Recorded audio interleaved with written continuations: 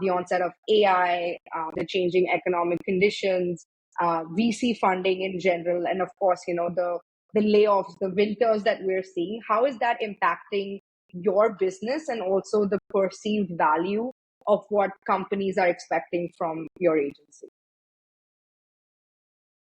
Yeah, so I mean, because most of our clients are VC backed, we kind of saw the economy taking a downward trend, economic downturn, probably a year before it was, known really to the public and people, we started seeing the layoffs and everything.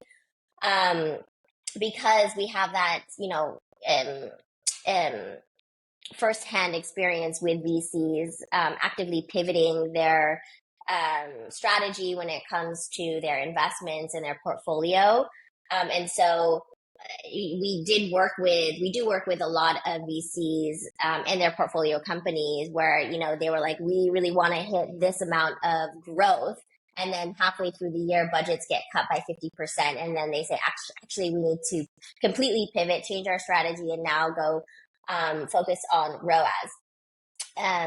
Our strategy in terms of how we execute doesn't really change on our side because we are data driven. So we don't execute without having, A/B testing and data driven implementation. What does change is the conversation between the client and I around what are your goals. And so,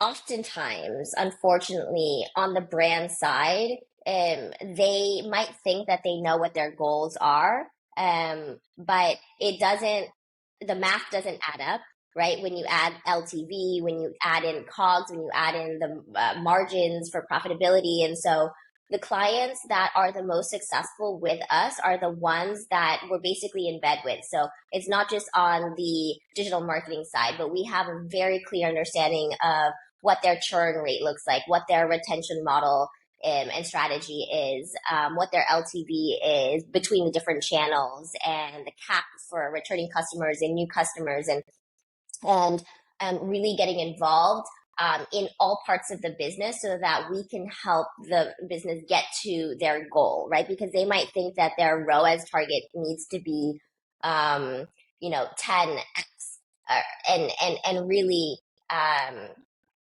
where they can reach like healthy profitability might have to be even more than that or lower than that.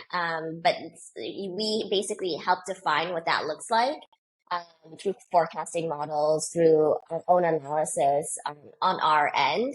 And so part of that level of service is essentially like being another CMO. So they might have, a chief marketing officer on their side, but they're more like brand focused and less performance focused. And so we really try to work with them so that we can be aligned on what those objectives are.